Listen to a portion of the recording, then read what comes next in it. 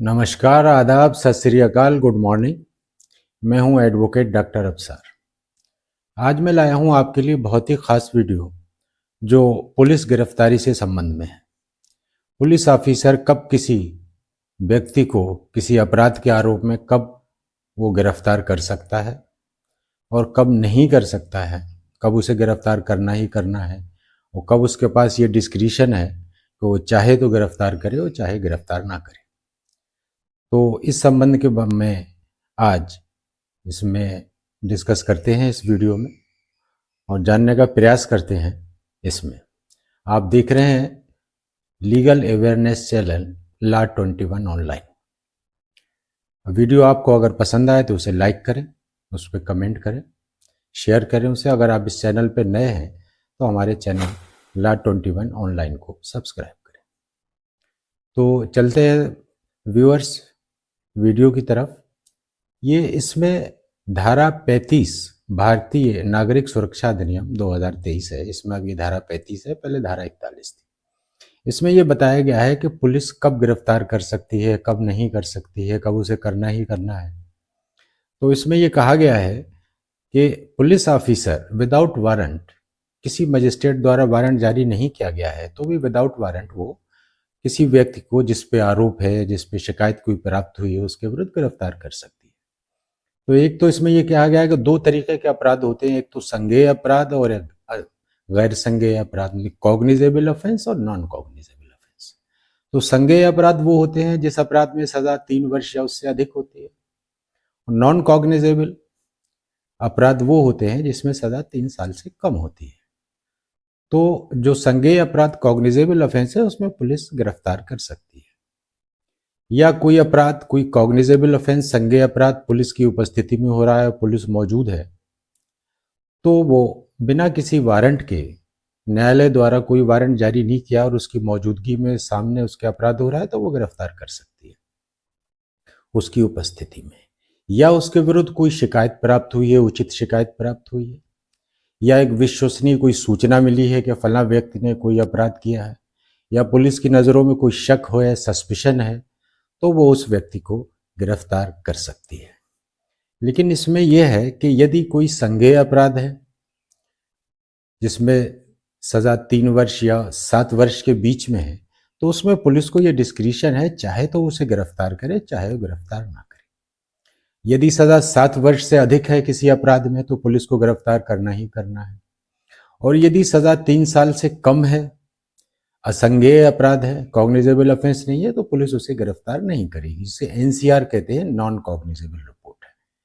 तो यदि हम उसमें डिस्क्रिशन पुलिस को केवल उन अपराधों में है जहां सजा 3 वर्ष से लेकर 7 वर्ष के बीच में, तो इसमें यदि पुलिस चाहे तो गिरफ्तार कर सकती है और चाहे नहीं कर सकती। तो ऐसे इसमें सेक्शन में क्लॉज बी में ये सब दिया गया है, धारा 35 BNSS में, कि कब कर सकती है। या तो पुलिस ऑफिसर को ये बिलीव है कि जो शिकायत की गई है वादी द्वारा ये बिल्कुल सही है तो कर सकता है गिरफ्तार वो, या पुलिस सेटिस्फाई है कि गिरफ्तार करना बहुत ही ज़रूरी है, या ये वजह है कि कोई और अपराध ना कर दे, वो अपराधी फर्दर ऑफेंस ना कर दे तो भी गिरफ्तार कर सकती है, या सही जांच के लिए, इन्वेस्टिगेशन या अन्वेषण के लिए उसे गिरफ्तार करना ज़रूरी है, या फिर वो व्यक्ति गवाहों को डरा धमका सकता है, सबूतों को नष्ट कर सकता है, तो ऐसी स्थिति में वो उसे गिरफ्तार कर सकती है। यदि उसे लगता है ऐसा नहीं है तो गिरफ्तार नहीं करेगी।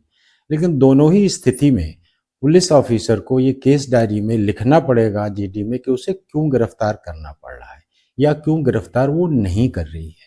दोनों ही स्थिति में उसे अपने सेटिस्फेक्शन का ब्यौरा देना पड़ेगा और कारण बताना पड़ेगा कि क्यों गिरफ्तार कर रही है और क्यों गिरफ्तार नहीं कर रही है।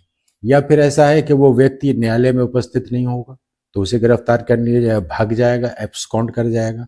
तो ऐसी स्थिति में पुलिस को डिस्क्रिशन है। नॉन कॉग्निजेबल ऑफेंस जो है उसमें पुलिस गिरफ्तार बिना वारंट के नहीं कर सकती, या तो न्यायालय का वारंट हो, न्यायालय का आदेश हो, जब भी गिरफ्तार कर सकती है, अन्यथा की दशा में नहीं कर सकती। और इससे ऊपर जो अपराध होते हैं जिसमें सजा 7 वर्ष से अधिक है किसी अपराध में, तो उसमें तो पुलिस निश्चित तौर पर ही गिरफ्तार करेगी। सजा मृत्युदंड है, फांसी है, हत्या या अपहरण का मामला है, तो इसमें तो पुलिस गिरफ्तार करेगी ही।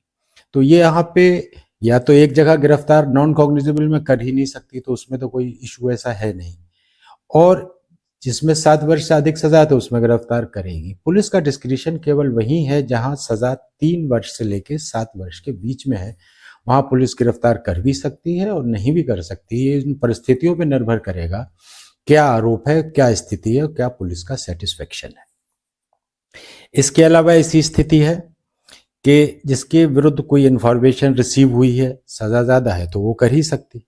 या वो व्यक्ति है जो प्रोक्लेम्ड ऑफेंडर है, घोषित अपराधी है, धारा 84 है BNS भारतीय, उसमें वो घोषित अपराधी है, शुरू से एब्सकॉन्ड कर रहा है, वारंट पे भी अरेस्ट नहीं हो पाया, घोषित अपराधी है, तो पुलिस उसे तुरंत गिरफ्तार कर सकती है। या कोई ऐसा व्यक्ति है, पुलिस ने चेकिंग के दौरान ऐसा पाया कि उसके पास कोई ऐसी वस्तु है जो संदेह पुलिस को हो रहा है, सस्पिशन हो रहा है कि ये चोरी की वस्तु है, और वो कागज नहीं दिखा पाता है, उसके अपना मालिकाना हक नहीं दिखा पाता है, तो पुलिस उस व्यक्ति को भी गिरफ्तार कर सकती है। या कोई व्यक्ति सरकारी कार्य में बाधा पहुंचाता है, प्रॉपर एग्जीक्यूशन पुलिस ऑफिसर कोई कर रहा है, उसको नहीं होने दे रहा वो, दो एक अपराध है धारा 121 और 132 में भारतीय न्याय संहिता 2023 में।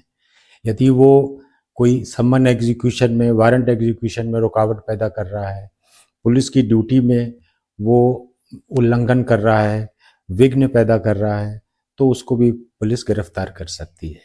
या फिर वो व्यक्ति फौज में नौकर है, लेकिन उसने फौज छोड़ के और बिना सूचना और बिना अनुमति के वो वहां छोड़ दिए, उसने फौज, भगौड़ा फौजी है, तो पुलिस उस व्यक्ति को भी गिरफ्तार कर सकती है।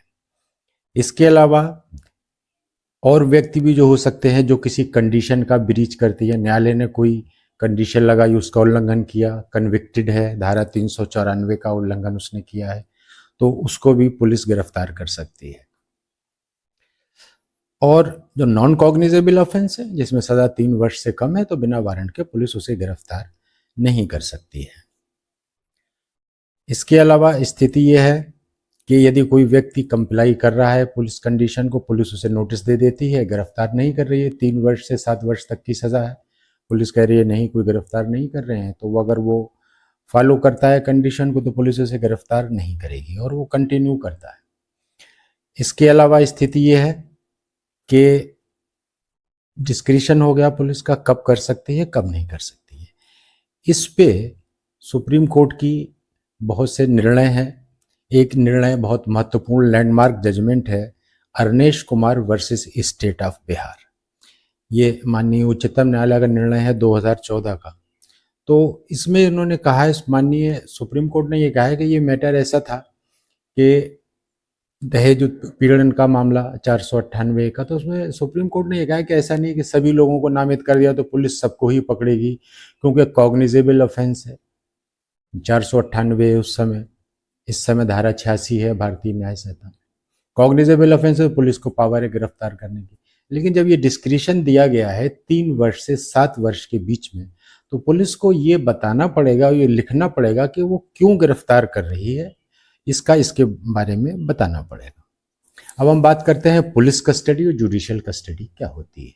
पुलिस कस्टडी पुलिस अभिरक्षा और जुडिशियल कस्टडी न्यायिक अभिरक्षा। यदि किसी व्यक्ति को गिरफ्तार कर लिया जाता है तो 24 घंटे के अंदर उसकी जांच पूरी हो जानी चाहिए। यदि जांच 24 घंटे के अंदर पूरी नहीं होती तो पुलिस की ड्यूटी है उसे संबंधित मजिस्ट्रेट के न्यायालय में वो अभियुक्त को पेश करेगा। 24 घंटे से अधिक वो उसको अपनी कस्टडी में अरेस्ट करने के बाद नहीं कर सकता। अरेस्ट करने के बाद या तो पुलिस कस्टडी होगी या जुडिशियल कस्टडी होगी। जुडिशियल कस्टडी का मतलब ये है कि वो मुलजिम न्यायालय के सामने पेश किया जाएगा, न्यायिक मजिस्ट्रेट महोदय उसको या तो जेल भेज देंगे, तो वो जुडिशियल कस्टडी हो गई। पुलिस कस्टडी जब होगी या पुलिस ये कहती है कि 24 घंटे में जांच पूरी नहीं हो पाई, हमें कुछ बयान दिए हैं अभियुक्त ने और इसके बेस पे हमें कुछ बरामद कराना है, तो वो पुलिस कस्टडी होगी। तो ये जुडिशियल और पुलिस कस्टडी दो होती है। ये अब जो कानून चेंज हुआ है, जो धारा पहले 167 थी क्रिमिनल प्रोसीजर कोड में, अब इस धारा 187 हो गई है, तो जिसमें ये रिमांड दी जाएगी, या तो जुडिशियल कस्टडी रिमांड होगी या पुलिस कस्टडी रिमांड होगी। तो ये जो गिरफ्तार व्यक्ति कर लिया जाएगा, जिस दिन से गिरफ्तार कर लिया जाएगा और इन्वेस्टिगेशन का उसमें यदि छोटा अपराध है, 10 वर्ष तक की सजा का अपराध है, तो उसमें 60 दिन के अंदर पुलिस को इन्वेस्टिगेशन पूरा करना पड़ेगा। यदि सजा उसमें इससे अधिक है, 10 वर्ष से अधिक सजा है, तो 10 वर्ष से अधिक सजा में 90 दिन का पुलिस पे, इन्वेस्टिगेशन ऑफिसर पे समय होता है। तो जो अपराध 10 वर्ष तक की सजा से दंडित किए जाएंगे, उसमें जो है 60 दिन का पुलिस को इन्वेस्टिगेशन का टाइम है। जिसमें 10 वर्ष से अधिक सजा है तो उसमें 90 डेज का टाइम है।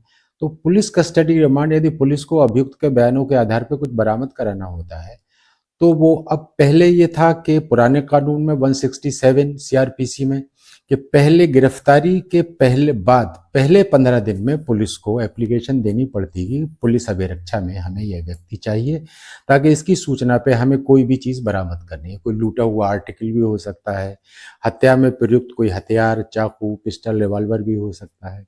लेकिन अब नए कानून में जो धारा 87 है, 187 BNSS, इसमें 40 दिन का समय दिया गया है और 60 दिन का। यदि इन्वेस्टिगेशन का टाइम 10 साल तक की सजा में 60 दिन का है, तो पहले 40 दिन में पुलिस कस्टडी रिमांड की एप्लीकेशन इन्वेस्टिगेशन ऑफिसर फाइल कर सकते हैं और उनको मिल सकती है। लेकिन ये पुलिस कस्टडी टोटल 15 दिन की मिलेगी, लेकिन पहले 40 दिन के अंदर मिल सकती है। और यदि विवेचना का समय 90 दिन है, तो पहले 60 डेज में पुलिस कस्टडी रिमांड मिल सकती है। 60 दिन के अंदर कभी भी मिल सकती है, लेकिन टोटल पुलिस कस्टडी रिमांड 15 दिन के लिए ही होगी। चाहे वो सिंगल स्ट्रोक में तो नहीं होती, आमतौर से 3 दिन की, 4 दिन की, 5, लेकिन टोटल 15 दिन से अधिक ये कभी भी नहीं होगी। लेकिन अभी जो चेंज नए कानून में है वो 40 दिन और 60 दिन का है। पहले 40 दिन या 60 दिन में जैसा भी केस हो उसके हिसाब से वो पुलिस रिमांड पुलिस सीख कर सकती है। इसमें एक लेटेस्ट केस आया है 2025 में, 8 जनवरी 2025 को आया है, Haidar Ali versus state of Karnataka. इसमें माननीय उच्च न्यायालय कर्नाटका का यह आदेश था कि पहले 40 दिन में ही ये हो सकता है नए कानून के हिसाब से, और उसको ही माननीय उच्चतम न्यायालय ने कंफर्म किया है अभी 8 जनवरी 2025 का निर्णय। इसके अलावा कि ये ड्यूटीज क्या है, प्रोसीजर ऑफ अरेस्ट क्या है और ड्यूटीज क्या है जब पुलिस ऑफिसर इसे अरेस्ट करेगा, तो एवरी पुलिस ऑफिसर जो होगा, जो अरेस्ट करेगा, वो अपनी एक name, bear accurate, visible and clear identification होगा। उसका नाम क्या है, उसका बैच नंबर क्या है। जब गिरफ्तार करेगा एक मेमोरेंडम ऑफ अरेस्ट बनेगा एक कागज में और उसको लिखेगा, ये ज़रूरी है। और ये सेक्शन जो 36 BNSS का है इसमें दिया हुआ है। सेक्शन 38 कहता है right of the arrested person, ये है कि इन्वेस्टिगेशन के दौरान वो अपने वकील से मिल सकता है। पूरे इन्वेस्टिगेशन में लगातार तो नहीं, लेकिन बीच में या अपनी इच्छा के अनुसार उसका जो अधिवक्ता हो, वकील हो, उससे वो मिल सकता है। पुलिस उन मामलों में भी किसी को गिरफ्तार कर सकती है यदि चेकिंग कर रही है और वो आदमी अपना नाम पता नहीं बताता है, तो पुलिस उतनी देर के लिए उसे डिटेन कर सकती है जब तक कि उसका नाम और पता कंफर्म ना हो जाए। जब नाम पता कंफर्म हो जाए, कोई अपराध उसने नहीं किया, तो पुलिस उसको छोड़ देगी। प्राइवेट व्यक्ति भी पुलिस की तरह किसी व्यक्ति को अरेस्ट कर सकता है। कोई प्रोक्लेम्ड ऑफेंडर है या उसकी उपस्थिति में कोई संज्ञेय अपराध कर रहा है, तो प्राइवेट व्यक्ति भी किसी व्यक्ति को गिरफ्तार कर सकता है और उसको पुलिस के हवाले कर सकता है। कोई मजिस्ट्रेट है, एग्जीक्यूटिव या जुडिशियल, उसके सामने कोई अपराध हो रहा है तो वो भी उसे गिरफ्तार कर सकता है। आर्म्ड फोर्सेस के मेंबर्स को इन एक्सरसाइज ऑफ ऑफिशियल ड्यूटी, कहीं ड्यूटी की तैनात कोई फौजी है, कोई आर्मी का ऑफिसर है और वो काम कर रहा है, यदि उससे कोई अपराध हो भी सकता है इन एक्सरसाइज ऑफ ड्यूटी, कोई लीगल एक्ट नहीं, तो वो एग्जेम्प्ट है, उसको पुलिस गिरफ्तार नहीं कर सकती। रहा सवाल था इसका कि पुलिस कैसे गिरफ्तार करेगी, तो सेक्शन 43 कहता है एक्चुअली उसकी बॉडी को टच करना जरूरी है। अगर वो सरेंडर नहीं करता तो उसकी बॉडी को टच कर सकती है, पकड़ सकती है, रोक सकती है। महिला पुलिस भी चाहिए होती है, यदि किसी महिला को गिरफ्तार करना है, उसको वार्निंग देना है, तो महिला पुलिस उसको जरूरी है उसका रहना। इसके लिए लैंडमार्क केस है जो 1997 में आया था, DK Basu versus state of west Bengal. इसमें गाइडलाइंस यही दी हुई है कि police personal bear visible identification वगैरह रखेगा। यह एक लैंडमार्क केस है। इसके अलावा पुलिस पकड़ने के लिए पूरे भारत में कहीं भी जा सकती है। यदि किसी अभियुक्त का पीछा कर रही है, पकड़ना चाह रही है, तो वो बिना वारंट के कहीं भी जा सकती है अगर उसने कॉग्निजेबल ऑफेंस किया है तो। अननेसेसरी रेस्ट्रेंट नहीं होगी, जितना ज़रूरी हो उसे रोकने के लिए कि वो भाग ना सके कोई अभियुक्त, उतनी ही ज़रूरी होती है, उतना ही फोर्स इस्तेमाल किया जा रही है। इसके बाद इंपॉर्टेंट सेक्शन 47 है बीएनएसएस का, जिसमें ये कहा गया है कि अरेस्टेड पर्सन को ग्राउंड ऑफ अरेस्ट बतानी होगी। पुलिस ऑफिसर की ड्यूटी है कि उसे क्यों गिरफ्तार किया जा रहा है, तो ये बताना पड़ेगा उसको ग्राउंड ऑफ अरेस्ट क्या है। ये उसका राइट है अभियुक्त का ये जानने का, जिसको पुलिस पकड़ लेगी, कि क्या ग्राउंड है इसमें, क्योंकि ये एक संवैधानिक उसका अधिकार है। संविधान के अनुच्छेद 22 में क्लॉज 1 और 2 में ये दिया गया है कि इस राइट टू नो कि ग्राउंड ऑफ अरेस्ट, ताकि उसे ये पता लगे कि वो अपना वकील बुला सके, उसे नियुक्त कर सके और उससे बात कर सके। इसमें लैंडमार्क केस 2024 का है, Prabir Purkayastha versus state of NCT Delhi. 2024 का केस है। इसमें माननीय उच्चतम न्यायालय ने कहा है कि ये उसका संवैधानिक अधिकार है अनुच्छेद 22 क्लॉज 1 और 2 में, ताकि उसे पता हो कि वो किस धारा में उसे गिरफ्तार किया जा रहा है, अपने वकील को सीख कर सके, वो मिल सके उससे और उसे इंस्ट्रक्ट कर सके। और अगर पुलिस कस्टडी रिमांड उसके लिए मांगी जा रही है तो उसका वकील कोर्ट में अपीयर होके जो पुलिस की पुलिस कस्टडी रिमांड की एप्लीकेशन है उसको अपोज कर सके और अपनी बेल के लिए वो अप्लाई कर सके। तो ये लैंडमार्क केस इस पॉइंट पे है। दूसरी जो ऑब्लिगेशन है वो पुलिस ऑफिसर की, making arrest about the arrest, तो उसकी सूचना उसके परिवारीजनों को या उसके बताए अनुसार किसी व्यक्ति को देने की है तो पुलिस उसको इन्फॉर्म करेगी। फॉर नॉट ओनली एक्यूज्ड को तो बताएगी ही ग्राउंड ऑफ अरेस्ट, और अरेस्ट कर लिया है तो उसके बताने पे फ़ोन नंबर पे या अन्य किसी तरीके से सूचित करेगी कि ये व्यक्ति जो तुम्हारा मित्र है या संबंधी है या बेटा है, पिता है, इनको हमने गिरफ्तार कर लिया है।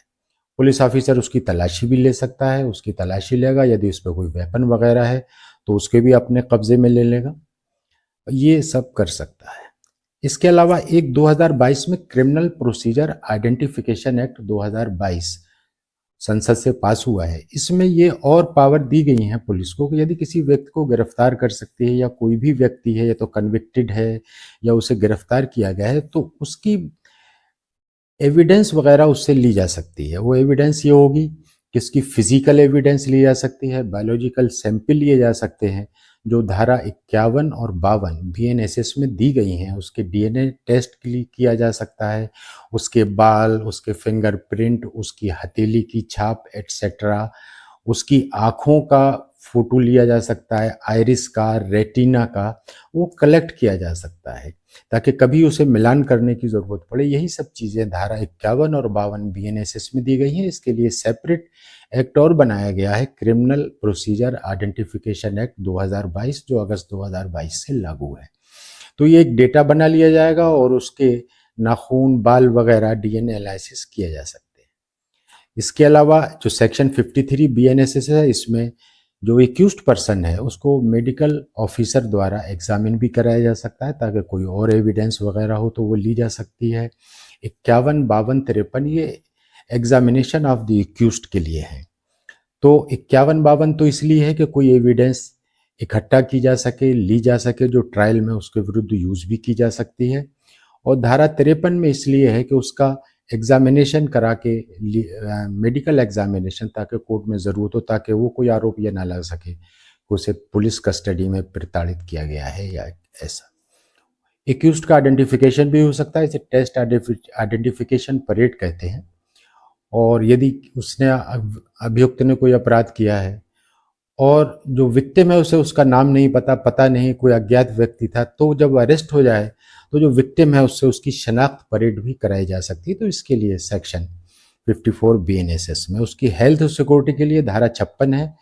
उसके लिए ड्यूटी है जिसकी कस्टडी में है कि उसके स्वास्थ्य का अभियुक्त जो गिरफ्तार किया गया है उसको ध्यान रखेगा। लेकिन कोई भी व्यक्ति यदि गिरफ्तार किया जाता है तो बिना देर किए विदिन 24 आवर उसे मजिस्ट्रेट के सामने पेश होना होगा, किया जाएगा पुलिस के द्वारा। पुलिस की ड्यूटी है। फर्दर इन्वेस्टिगेशन के लिए अगर ज़रूरत है तो पुलिस कस्टडी रिमांड सीख की जा सकती है।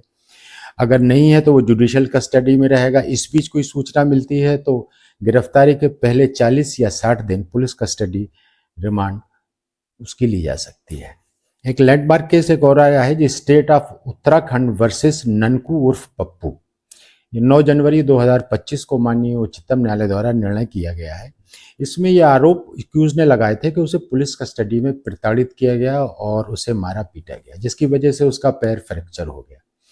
तो माननीय उच्च न्यायालय उत्तराखंड ने डॉक्टर की भी बयान लिए इसमें। तो डॉक्टर ने अपने बयान में ये कहा कि ये चोट जो आई है, जो फ्रैक्चर हुआ है, ये गिरने पड़ने से नहीं आ सकती है।